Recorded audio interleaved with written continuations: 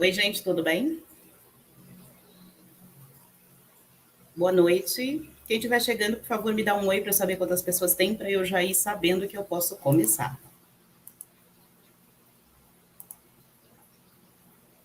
Olá, pessoas. Temos 4 pessoas aqui, já é bastante gente. Gente, eu tô com essa cara branca, tá? Passei um batom, meio batom, mais ou menos batom, mas é isso.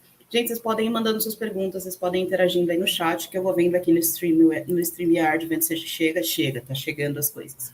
Então eu consigo ver o que vocês comentam, e aí a gente vai conversando a respeito.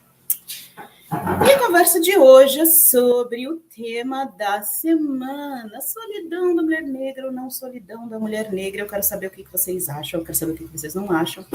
E eu deixei 2 perguntas provocativas para vocês durante a tarde, para saber o que vocês achariam se eu dissesse que 70% das mulheres negras não têm parceiros fixos ou estão solteiras. E a outra pergunta provocativa, são perguntas provocativas, tá, gente? Vocês não precisam achar nada de cara, vocês só precisam me dizer o que vocês acham delas. Que 52% das mulheres negras não têm um parceiro fixo. Eu sei que são 2 estatísticas diferentes, mas a primeira fala sobre estar solteira e a segunda fala especificamente sobre não ter um parceiro fixo. Gente, eu vou soltar a minha franja, porque ela tá solteira. Eu prefiro que ela solte de vez e me deixe maluca, do que ela fique soltando aos poucos e eu fique arrumando enquanto eu falo com vocês. Então, a gente vai falar assim. Gente, por que essa luz tá tão branca? Não entendi isso.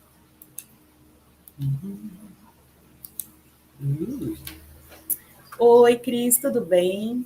Oi, gente, estamos 7 pessoas já, vocês podem ir falando comigo. O que vocês acham das 2 provocações que eu fiz? A primeira é uma estatística que saiu nos Estados Unidos dizendo que 70% das mulheres dos Estados Unidos estão solteiras, mulheres afro-americanas. E a outra é uma estatística do Brasil que diz que 52% das mulheres negras do Brasil não têm um parceiro fixo. O que vocês acham disso? Vocês acham que é balela? Vocês acham que é real? O que vocês acham dessas 2 estatísticas? Contem para mim. E aí?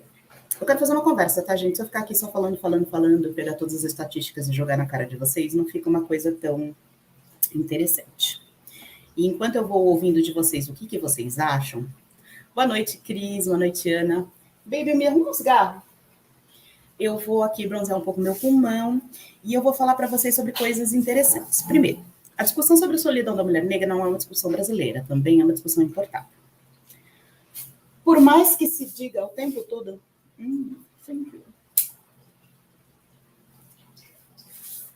que a solidão da mulher brasileira não é uma questão afetiva, isso não é necessariamente verdade, por 2 motivos. Primeiro, porque você não sabe se isso é uma questão de amor romântico? Tá, é isso que eu quero saber. Se não é uma questão de amor romântico, é uma questão de quê? E aí vocês vão ter que me explicar. Mas não é uma questão de amor romântico. Se não é uma questão de amor romântico, é uma questão de quê?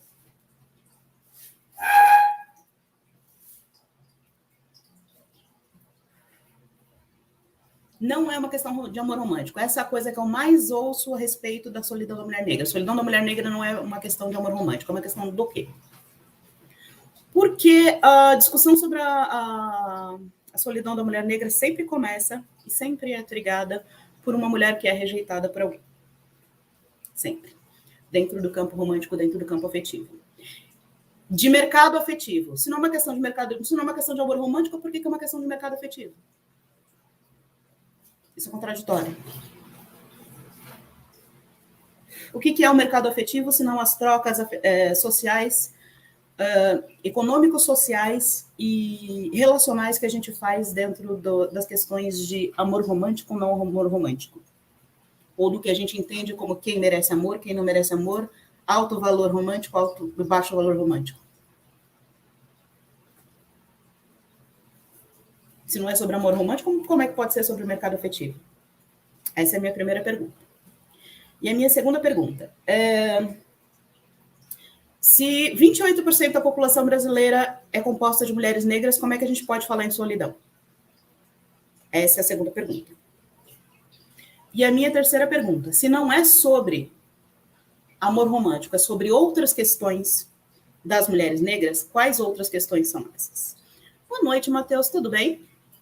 E aí eu quero que vocês me digam que outras questões são essas, e aí a gente vai conversar sobre elas especificamente e sobre por que elas denotam a solidão. Por que a gente fala tanto em solidão?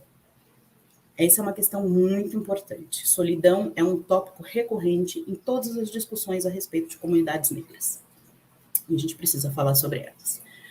A questão, ou a grande discussão sobre a solidão das mulheres negras nasce lá nos Estados Unidos, mais ou menos no meio dos anos 2010, com essa headline no New York Times. 70% das mulheres negras estão solteiras. Eles usam a palavra single.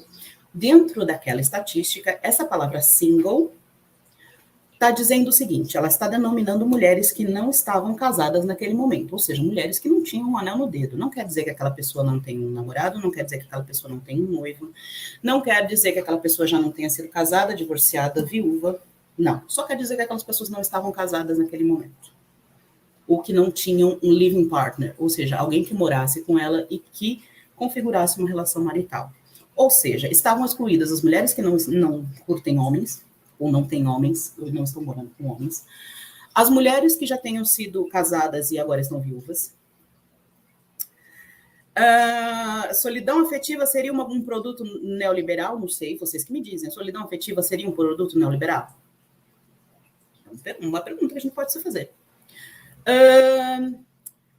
Não estavam incluídas também, ou estavam incluídas dentro dessa conta de mulheres single, mulheres viúvas, ou mulheres acima de 50, 60 anos, que já tinham tido maridos, ficaram viúvas e não se casaram novamente, as mulheres divorciadas, as mulheres separadas e todas as mulheres que estavam in between, ou dentro do relacionamento, ainda não casadas, noivas, namorando, etc. Ou seja, uma série de mulheres que estavam em relacionamentos estavam dentro daquela proporção de single. E quando você vai ver a proporção de mulheres em relacionamentos e a proporção de mulheres que não estão em nenhum tipo de relacionamento, você chega a um número de 41%, que é muito próximo do número dos homens, que inclusive sobrepassa o das mulheres, que é de 43% para 41%.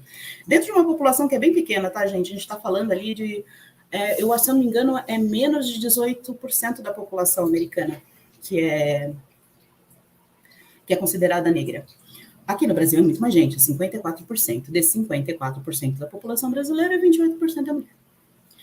E aí a gente vai falar sobre o seguinte: se toda mulher já passou por isso, por que a gente está sozinha? Se toda mulher já passou por isso e toda mulher já falou sobre isso com uma série de outras mulheres. Por que essa é uma discussão e uma situação de solidão? É aquela ideia de que para ser completa na sociedade é necessário um relacionamento ou um casamento. Se é sobre relacionamento e sobre casamento, é sobre relacionamento afetivo. Então, o que a gente está falando é sobre relacionamento afetivo. Então, a gente está falando sobre relacionamento afetivo. Certo, agora vamos para a proporção brasileira, que é a proporção de 52% das mulheres negras não têm um parceiro fixo. Esse 52% das mulheres negras que não têm um parceiro fixo também vai incluir as mulheres viúvas, as mulheres divorciadas, as mulheres cujos parceiros estão presos, as mulheres que não curtem homem também, que vai estar aí numa casa de 8 a 10%, são mulheres bis, são mulheres homossexuais, ou são mulheres que simplesmente não curtem homens, e tem também os nossos 7% de celibato definitivo. Os nossos 7% de celibato definitivo, gente, são mulheres de mais de 50, 60 anos que não querem se casar mais. Elas chegaram num ponto da vida em que elas decidiram que casamento não é bem o que elas querem fazer mais na vida. Vocês sabem, né, que casamento diminui piora a saúde mental da mulher, aumenta o número de horas que você trabalha, e a partir de um determinado ponto da vida, as mulheres resolvem que elas não vão se casar mais. Se elas são viúvas, divorciadas, já criaram os filhos e elas têm a vida delas, elas não vão fazer isso de novo. Esse é um ponto que você precisa parar para pensar. Agora, por que a rejeição afetiva ou a rejeição no relacionamento para as mulheres negras é solidão? Eu queria entender essa parte. Por que uma mulher chorando com 4 outras mulheres em volta, dando o maior suporte afetivo, está em solidão? Por que não estar com um cara merda, que é racista, afetivo, racista, estético, bolsonarista, um cara bosta, muito bosta. É preterimento, não é livramento. O que caracteriza essa solidão? De que solidão a gente está falando? Segundo o dicionário psicológico que eu estou aqui aberto, solidão é o ato de estar sozinho, é o ato de não encontrar companhia ou eco para os próprios pensamentos e sentimentos, é a sensação de total dissociação consigo e com o mundo, e é a sensação de não ter contato com outros seres humanos. Aquela pessoa está sem contato com outros seres humanos? Ela não tem eco para a própria dor? Ela não tem uma reverberação dos próprios sentimentos? Tipo, ela está em situação de abandono? Nenhuma dessas coisas é real ali. Que solidão é essa? E aí eu tô falando das mulheres em geral, todas as mulheres em geral. Ela só não está com um homem, isso é solidão? Falando em comunidades negras, as comunidades negras são historicamente comunidades de famílias estendidas, compostas de mais de uma mulher, normalmente uma mulher, as filhas, as netas, se organizando, inclusive, para cuidar dos filhos de pais abandômicos. Essas comunidades não estão sozinhas. O livro da professora Ana Cláudia Pacheco fala especificamente de como mulheres, na pós-graduação, não encontram parceiros homens dentro da pós-graduação no seu grupo racial. E aí que entra o problema. Lembra que eu falei que a história da solidão da mulher negra nasce lá no meio dos anos 2000? Ela também nasce com um livro. Um livro que vai se chamar Bitch is the New Black. Bitch is the New Black é um livro que uma moça graduada, odontologista, pertencente à classe A e B de Nova York, vai dizer que, para as mulheres afluentes, ricas, da classe A e B do Upper East Side de Nova York, é impossível encontrar homens ricos do Upper East Side que se casem com elas, porque ou eles estão pobres, ou eles estão presos, ou eles estão mortos. Ou eles não têm a mesma formação que elas, portanto, eles não são bons o suficiente para casar com as moças. Aí eu pergunto para vocês, se você está no ano de 2010 e o seu problema com relação ao genocídio negro é porque não tem homem para casar com você, você tem um problema muito maior do que o que você imagina que você tem. Se a gente possa começar por aí.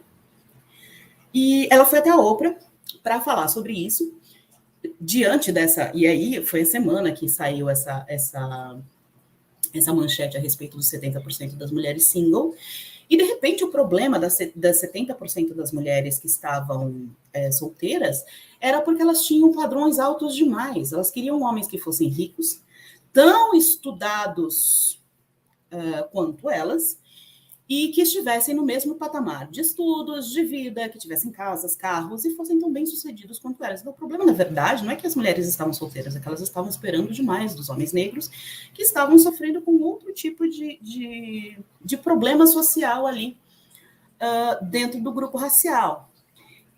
Depois daquilo, a gente teve um boom de livros, de palestras e de pessoas rebatendo aquele argumento, dizendo que o problema, na verdade, era que tínhamos demasiadas mulheres solteiras sendo mães, porque a natalidade de pessoas negras era muito grande, mulheres negras tinham, em média, entre 4 a 7 filhos, e então você tinha uma quantidade muito grande de mulheres solteiras, mulheres negras solteiras com filhos de diversos pais. Então, o problema eram as famílias desestruturadas que faziam com que os homens abandonassem as mulheres.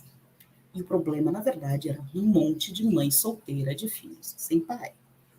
Isso destruturaria as famílias, faria com que as mulheres ficassem exigentes demais, exercendo poder demais dentro das relações de gênero, e os homens correriam delas.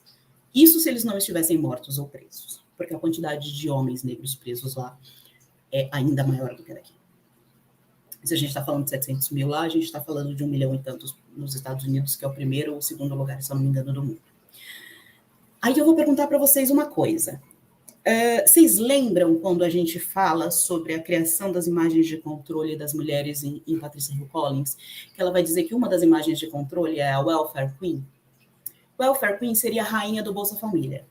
É a mulher negra que tem um monte de filhos para ter Bolsa Família e para, em seguida, receber todos esses dinheiros para se cobrir de roupas novas, ter um monte de filho de pais diferentes, se cobrir de joias, beber por aí. E isso fez dela, na época de Reagan e de Bush, um grande dog whistle contra as comunidades negras, contra o voto das comunidades negras e contra os programas sociais em geral. Quando você chega nos anos 2000, com uma série de dog whistles, ou seja, de apitos de cachorro políticos contra comunidades negras, programas sociais, e tentando enfraquecer o poder dos programas democratas de apoio às comunidades negras, todos esses dog whistles já estão enfiados dentro da cultura na forma de que o problema das comunidades negras é o excesso de mulheres negras solteiras e o excesso de filhos. E aí eu vou dizer outra coisa para vocês. As mulheres negras passaram de 2,4 filhos, de uma taxa de natalidade média nos anos 70, 80, que dava quase 3 filhos para o casal, para 2,1 filhos agora, até 2010, mais ou menos, e agora elas estão em 2,1.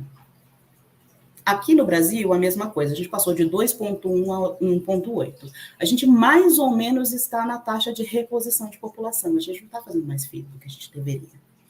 Será que o problema é que tem mulher demais solteira? E mulher demais solteira fazendo filhos? E desestabilizando as relações? Porque é isso que está sendo dito pelos homens de lá até aqui. Desde os homens, tipo o Mar Johnson, que começou a falar isso lá em 2010 até aqui, e todos os canais de direita, de homens de direita até agora, dizendo que o problema é que as mulheres adquiriram poder demais, principalmente as mulheres negras, é isso que eles estão dizendo, que o problema é a gente. Já as mulheres estão dizendo que elas estão em solidão. E aí eu vou perguntar para vocês. Todas as nossas comunidades são organizadas em torno de mulheres. A gente está em solidão? Mesmo, de verdade. E aí o livro da Ana Cláudia Pacheco vai dizer o quê? Que as mulheres, quando chegam na pós-graduação, não encontram homens que queiram se relacionar com elas. Quando você chega nas estatísticas de relacionamentos e casamentos, os homens se casam com mulheres de 5 a 8 anos menos de escolaridade do que eles. Se o cara está na pós, ele vai casar com uma mina que está da graduação para baixo. Quanto mais anos de escolaridade uma mulher tem, menos chances ela tem de se casar ou de encontrar um parceiro que esteja dentro dos parâmetros dela. Isso é para todas as mulheres. No caso das mulheres negras, você tem 3 a 4 anos a mais de escolaridade aí para o cara não querer você. Por quê? Porque homens têm medo de mulheres que estudaram mais. A ideia de que o corpo feminino não é um corpo intelectual está imbricada na nossa cultura. A ideia de que um corpo feminino negro não é um corpo intelectual está mais imbricado ainda na nossa cultura. Isso quer dizer que nós estamos em solidão? Não. Desde 1985, nós fazemos convenções de mulheres negras intelectuais pela ONU. Nós já tivemos pelo menos 1, 2, 3, 4, 5 convenções dessas, apenas de intelectuais negras, a profusão de produção intelectual de mulheres negras se encontrando, escrevendo, se conectando. Todos os grupos e ONGs que pensam, que produzem o pensamento negro de gênero, são liderados, em tese, por mulheres e por não homens negros. Os homens negros geralmente produzem mais sobre cultura, antropologia e economia. E aí eu vou dizer para vocês estão falando bastante sobre sentimentos de rejeição. E aí eu pergunto, por que rejeição tem que ser solidão? E aí eu vou colocar 2 coisas, rejeição e desamparo. São 2 palavras. São 2 sentimentos. Assim como solidão, rejeição e desamparo fazem parte da miríade de sentimentos que acompanham essas sensações. Mas, isso, Ana, a gente não está sozinha, a gente nunca está sozinha, a gente nunca esteve. Mas, o tempo todo, desde 1970, estão dizendo para a gente que a gente está sozinha. que a gente está sozinha, que nós não somos amáveis, que nós não somos pensantes e que nós não somos boas o suficiente. Por que será que se nomeou assim? É isso que eu estou querendo fazer vocês pensarem. Quando você é rejeitada, e aí você se volta para sua comunidade te abraça e diz, te rejeitaram pela sua cor, não por você. Pela sua raça e não por você. O problema é seu ou o problema é de quem te rejeitou?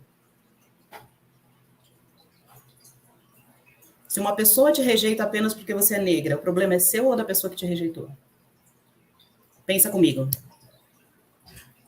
Se intrinsecamente não há nada errado com você, apenas aquela pessoa não quer se relacionar com uma pessoa negra. O problema é seu ou da pessoa que te rejeitou? Há algo que você poderia fazer de diferente para não ser rejeitada? De quem te rejeitou, exatamente. Você sabe que o problema não é seu. E quem vai te dizer isso é a sua comunidade. Então você não está sozinha. E aí eu te pergunto, por que se nomeou assim? Por que se enfatiza a estatística que vai dizer que é a mulher que está sozinha?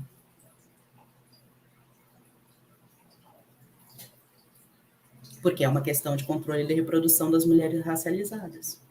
Porque a gente parou de se reproduzir num termo de 2,4 para chegar a 2,1 e depois 1,8. Porque as pessoas não estão mais chegando no ponto de reprodução a ponto de repor a população que a gente já tem. Os modelos de família mudaram completamente. As mulheres estão se recusando a permanecer em casamentos ou em estruturas de família que não comportam mais as suas ideias de permanecer estudando, de manter os filhos na escola, de não sofrer violência. Isso daí afeta muito as estruturas do capitalismo.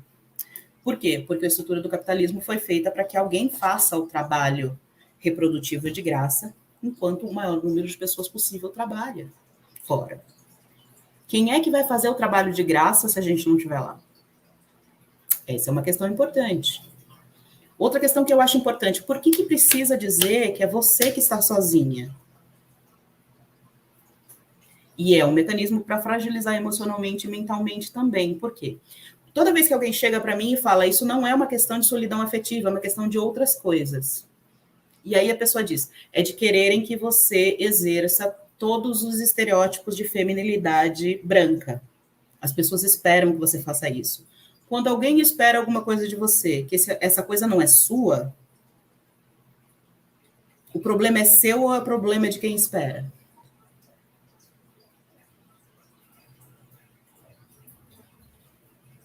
Sim, para que exista o trabalhador, você precisa criar uma narrativa de solidão. É porque, assim, antigamente, você tinha uma moça, você tinha um moço, você tinha duas famílias.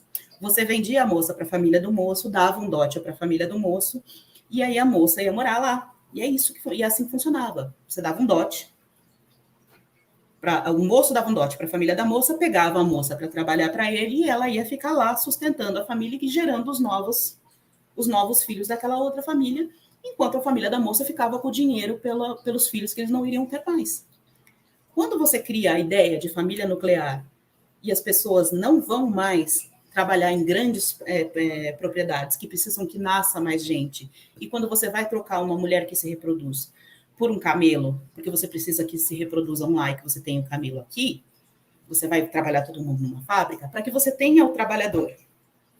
O trabalhador gere novos trabalhadorzinhos e que aquela família se mantenha, alguém precisa limpar a bundinha do trabalhadorzinho, lavar a roupinha do trabalhador, fazer a comida para essa galerinha aqui, para esse trabalhador sair daqui e trabalhar na fábrica lá, porque a fábrica não vai dar comida para ele, não vai alimentar o trabalhadorzinho. Alguém tem que fazer o trabalho reprodutivo. Para isso, ele precisa se sentir sozinho. Ou ele vai pagar para alguém fazer isso, para alguém fazer o sexo com ele, para alguém lavar a roupa dele ou para alguém criar os filhos dele.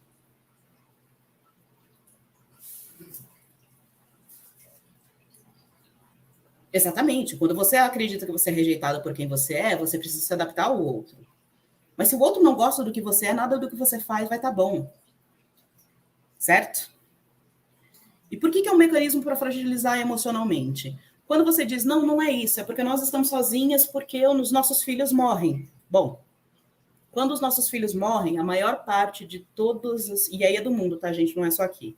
As mães de maio daqui têm as mães de maio. Quando o Estado mata os nossos filhos, as organizações que se reúnem para lutar contra o Estado, para encontrar os filhos mortos, para encontrar os restos, para reorganizar a memória dos que desaparecem, são mulheres das comunidades.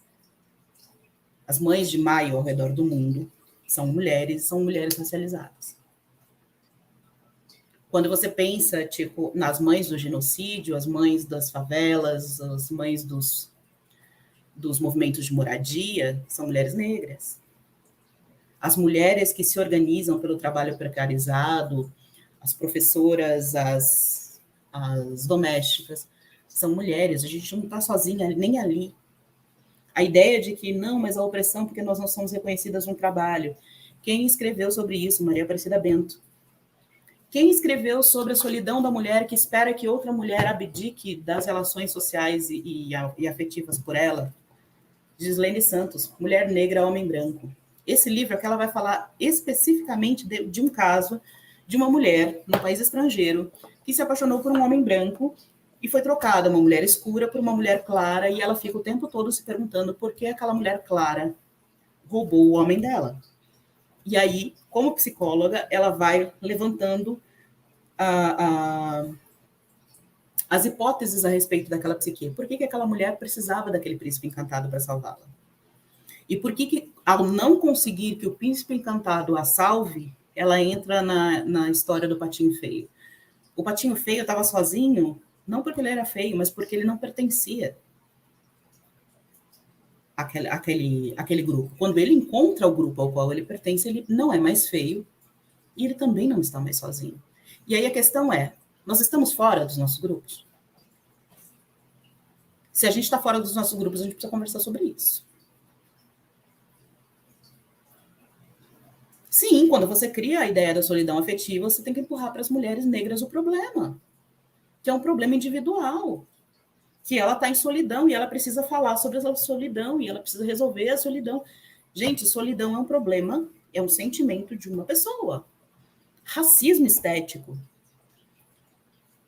e racismo relacional, estrutural, é uma questão coletiva. Aí a gente não resolve sozinho. Os livros da Chimamanda, aí eu tenho uma coisa com os livros da Chimamanda nesse livro. E aí, o que a gente faz? Se a gente continua nomeando como solidão, solidão é problema de um.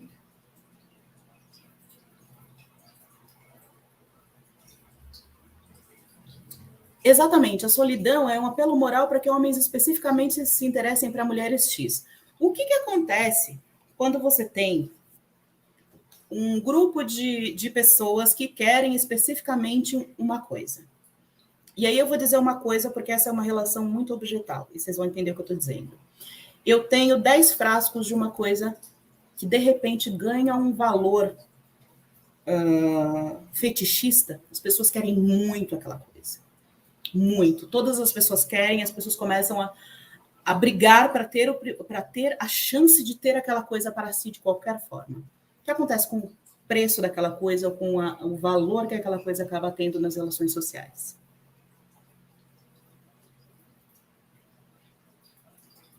Como é que as pessoas começam a se relacionar entre si com relação àquela coisa? Elas começam a hipervalorizar. Elas começam a se tratar mal e a competir entre si por conta daquela coisa. É o que a gente faz com o homem, gente. As mulheres começam a competir entre si por causa desses homens e elas começam a se desvalorizar entre si por causa desses homens numa relação objetal. Elas esperam que esses homens as valorizem como se elas fossem objetos do desejo e não sujeitos do desejo. A ideia de ser preferida, preterida, querida, nunca coloca você na posição do o que eu quero. E o que eu quero no sentido não é de eu quero aquela coisa, é que tipo de relacionamento eu quero para mim. Esses homens não são coisas, esses homens são pessoas. Vocês são pessoas. Se você não consegue aquela coisa, é porque a branca que tem características específicas de coisa tirou ele de você. Ninguém tira ninguém de ninguém, porque ninguém tem direito a ninguém. Pessoas se relacionam, é uma construção. Se a sua construção de relacionamento não é boa o suficiente para que as pessoas se mantenham com você, é porque essa relação não ia ser boa para ti. E o que a gente faz com isso? A gente aumenta o valor de mercado de macho e fica brigando entre si?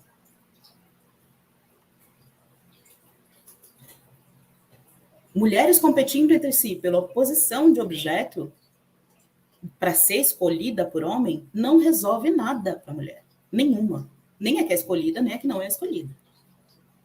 Faz com que a gente fique brigando para se. Faz com que a gente gaste milhares de dólares para colocar cabelo, olho, bochecha, bunda, peito. E nunca vai estar bom. Porque cada hora eles vão querer uma de um jeito.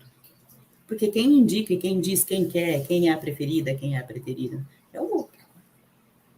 E toda hora que você não chegar ao patamar do outro, o problema é você que está na solidão.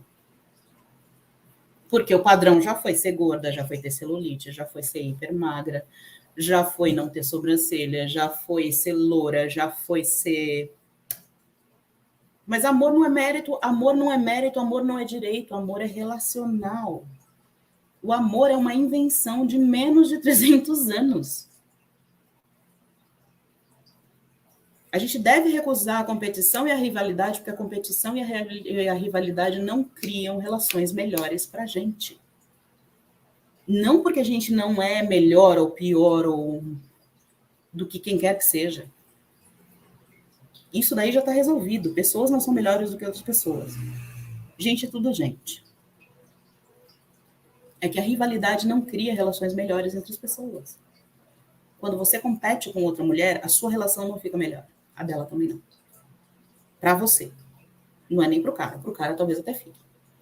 Porque tudo fica muito mais fácil. A barra fica muito baixa para eles. Eles podem fazer o mínimo que as minas estão brigando por eles. Quando você recusa esse mínimo e você estabelece o que é bom relacionalmente saudável, relacionalmente para você, é que a coisa muda. E aí eu pergunto, a gente está sozinha nessa? Se até na competição a gente está junto com a outra? Porque você me desculpa, mano. Se vocês duas estão usando de estratégias para conseguir o mesmo cara, nem aí tu tá sozinha.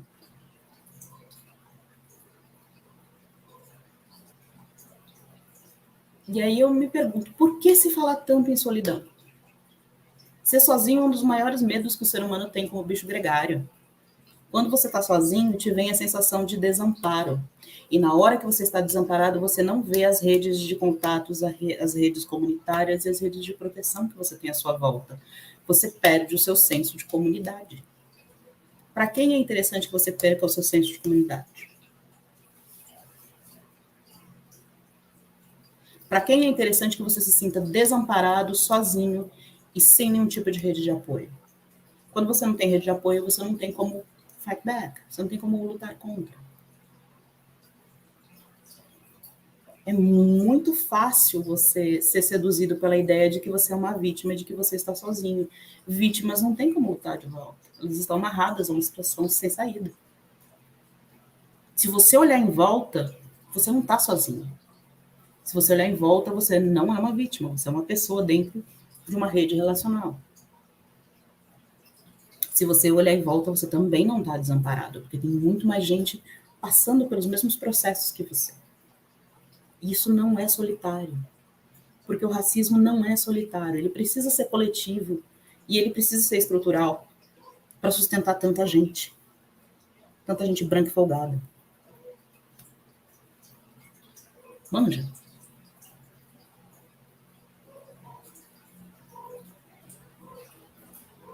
Acaba que você vira um boneco ventríloco da lógica, porque aí o problema é você.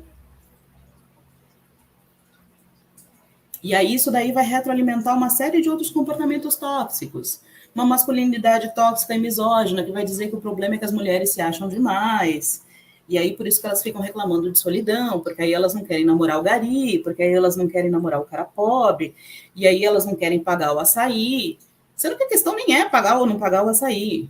A questão é que às vezes o cara, sei lá, quer comprar um brinco para uma mina branca e quer comprar, e quer que a mina preta pague o açaí, o motel, o boquete, e ainda leva o cara para casa dela, sabe? A forma como as relações acabam se construindo também é objetal com relação a essas mulheres. E essas mulheres sabem disso, elas não são burras. Mas a gente precisa discutir isso, né?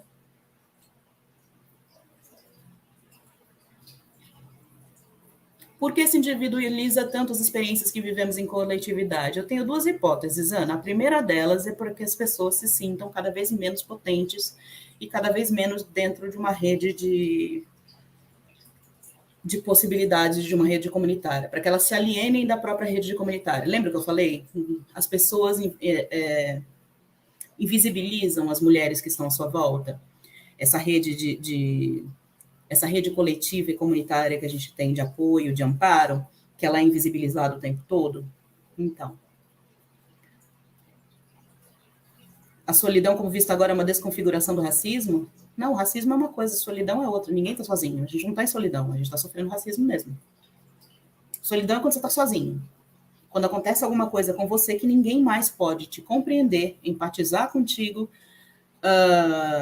empatizando contigo, te ajudar a sofrer aquela dor, falar sobre aquela dor, e depois de desabafar a dor e trabalhar a dor, encontrar soluções para ela. Isso é solidão. Nenhuma dessas dores são dores que as outras pessoas não possam empatizar, falar com você sobre ela, desabafar a dor e depois encontrar soluções juntos. Isso não é solidão. Isso é racismo. Racismo é violência. Não é solidão. Não tem mais homens do que mulheres no mundo. A diferença de alguma coisa entre 1% e 2%.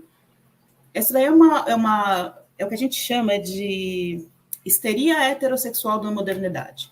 Desde que as pessoas resolveram que a heterossexualidade não é mais a grande norma, que você vai ter outras normas de gênero e que a fertilidade deu uma caidinha, o povo está com uma grande ansiedade a respeito das relações heterossexuais. Mas isso é pauta para outro vídeo. Não. Não é que é só pano quente para que a gente não discuta e fale sobre racismo. Na verdade, é uma distorção de pautas raciais para uma perspectiva individual. A gente não está falando sobre o racismo estrutural dessas questões e está falando sobre a questão individual da solidão, quando nenhuma dessas pessoas está sozinha.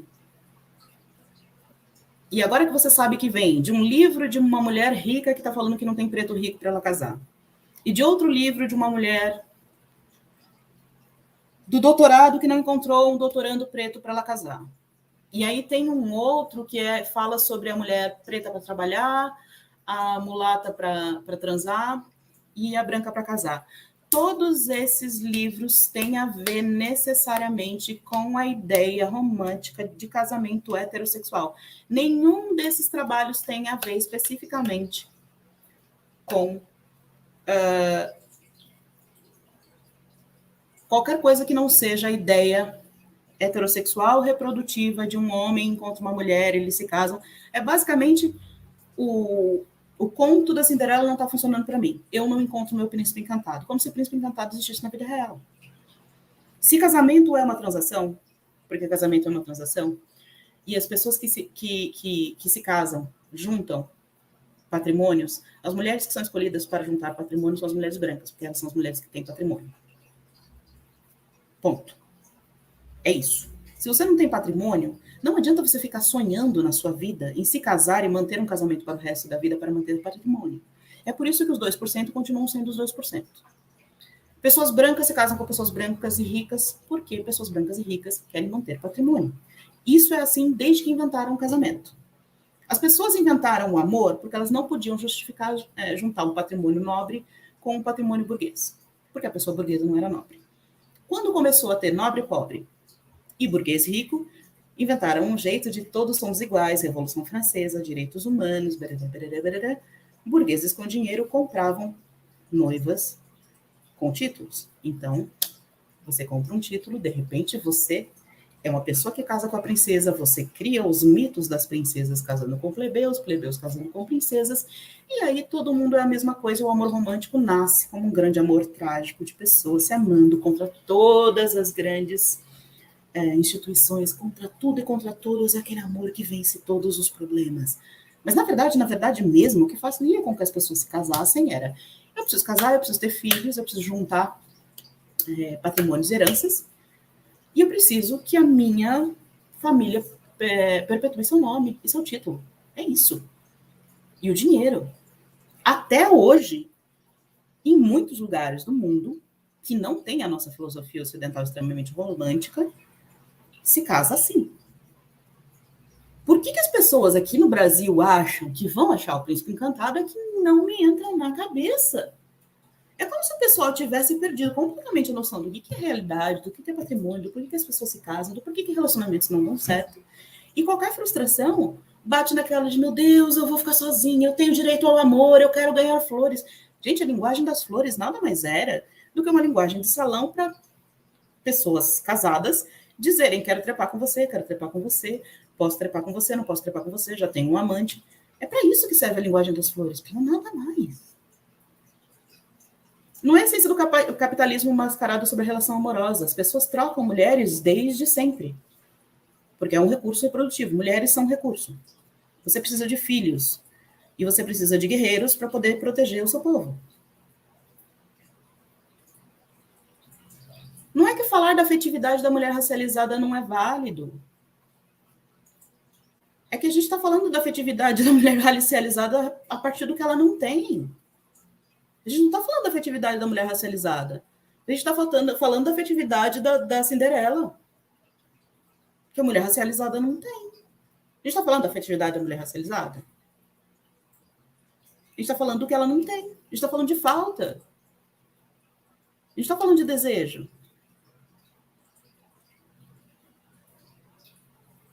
Falar sobre a afetividade da mulher racializada deveria partir do ponto do que a mulher racializada tem vontade.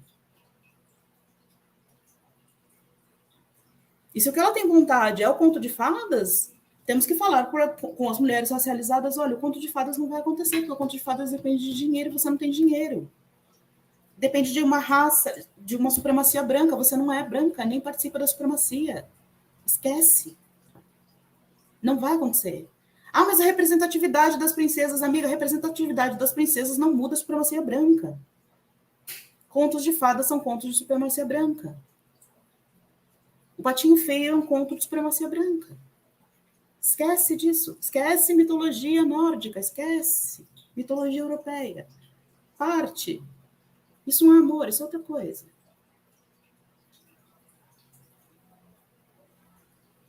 Isso só machuca a gente.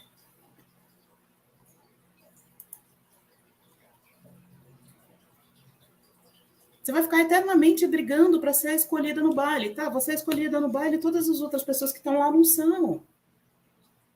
Você consegue entender que para uma pessoa ser Cinderela, todas as outras meninas do baile vão ter que ser rejeitadas? Não dá para todo mundo ser Cinderela. Não tem sapatinho para todo mundo. Não tem príncipe para todo mundo. Não faz sentido essa lógica.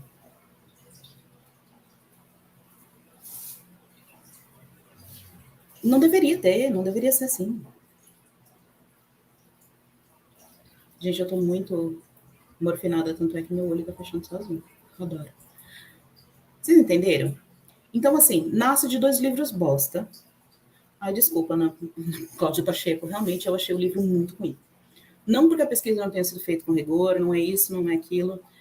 É que a gente não tem direito a pessoas. Eu acho que é esse princípio que não bate. Dizer que os homens que estão com a gente não nos querem é meio redundante, porque é assim que a nossa cultura funciona. Inclusive, a nossa cultura de beleza entre mulheres negras também funciona assim. Os homens negros nunca me quiseram porque eu sou gorda, porque eu sou mais baixa do que a maioria das mulheres. Eu não sou escura, eu não sou aquela mulher linda, maravilhosa que vai sair na raça ou que vai ser passista de samba, escola de samba, enfim, não sou Thaís Araújo.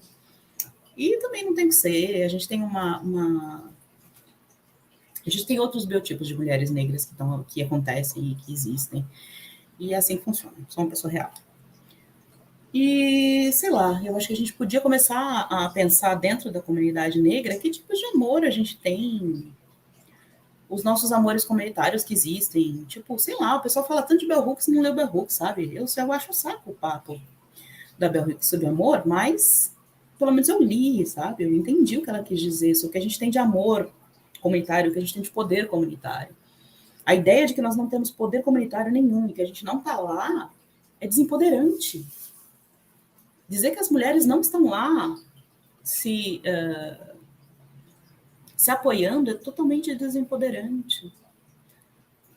Oxi, eu nem sei se eu acho que a gente tem que se africanizar, viu? Porque tem umas coisas de culturas africanas que também não são tão boas. Eu acho que a gente tem que olhar pra gente. A gente tem tanta coisa de cultura, a gente tem uns 500 anos aí de coisa que a gente construiu. Eu também não sou a Oxum fértil, eu também não sou a... A real é que a gente é uma cultura híbrida, a gente pode ser tanta coisa. Não quero ser a guerreira do Dalmé.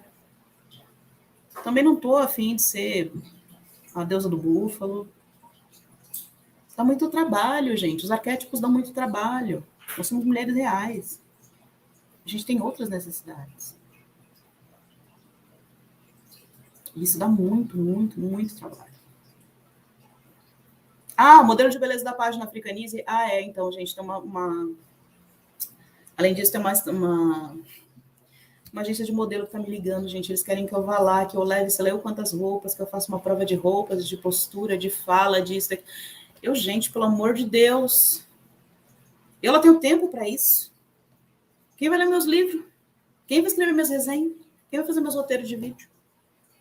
Não dá, não tem tempo não. Ai, eu não sou contra. Ai, gente, eu não dou conta mais disso também. Não tenho paciência, gente. Não tenho paciência. Quer me pagar para eu ir, quer me dar as roupas, quer me dar os sapatos, eu até vou, mas eu não tenho mais idade, sabe? O pessoal tava me xingando ontem, falando, esse pessoal novo da internet. A Lin tá falando isso faz tempo. A Jupe, eu falei, gente, a Lin e a Jupe tem 29 anos. Eu tenho 42, vou fazer 43. Sabe? Me enche o saco, porra. Vocês entendem por que não é sobre uma pessoa? É sobre um sistema que quer dizer que você está isolado da sua comunidade? Que você é a única pessoa que está sofrendo aquilo? E que você não é uma pessoa válida, que você não é uma pessoa amável? E não é sobre você. Não é sobre a mulher preta. Não é que a mulher preta não seja amável. Ela só não faz parte de um conto supremacista. E nesse conto supremacista também não existe uma rede de apoio de pessoas negras. A rede de apoio que existe é de xícaras, candelabros, não são pessoas. São abóboras, são camundongos. As pessoas que ajudam as pessoas em dificuldade ali não existem. A gente não pode fazer isso com as nossas redes de apoio. É isso que eu acho foda. E essa é uma coisa que, assim, um monte de mulheres mais velhas com quem eu já conversei, inclusive feministas famosas aí, concordam comigo. A gente não tá sozinho. E a gente precisa parar de falar que a gente tá sozinha. A gente precisa parar de tentar brigar com o moinho como se a gente não tivesse uma comunidade. Como se a gente não tivesse essa rede de mulheres tão forte e que funciona pra gente. A gente precisa parar de brigar como se a gente fosse um monte de criança ranheta. Estou sozinha, fui rejeitada, estou desamparada, meu Deus, ele não me ama, ele não me quer. Mano, ele não te ama, ele não te quer, não tem problema. A tua comunidade te quer, a tua comunidade te ama, você vai encontrar alguém que te ame porque você é uma pessoa boa, você merece, você é linda, você é tudo de bom. As pessoas podem não ver isso agora, mas isso é um problema delas. Não gosta de mim porque eu sou preta. Puta que pariu, coitada dessa pessoa. E a vida é cheia de rejeição. Mas ela não precisa ser cheia de desamparo, nem precisa ser sozinha. Né? E aí, o que vocês acham? Vai, gente, essa hora que vocês me xingam, que vocês perguntam coisas, que vocês me mandam calar a boca, que vocês me mandam tomando cu, vocês fazem o que vocês quiserem. Eu posso não exibir os comentários, eu posso ocultar, eu posso fazer várias coisas. Tell mama all about it. Baby, não se dá pra mim? Ti, hoje eu tô cansada, porque eu tô com muita dor. Tomei todos os remédios do mundo. Aliás, eu estou falando com vocês extremamente morfinada. Eu nem sei se vocês... Ana, não rolou financiamento, Ana. Eu tô com ele semi-pronto.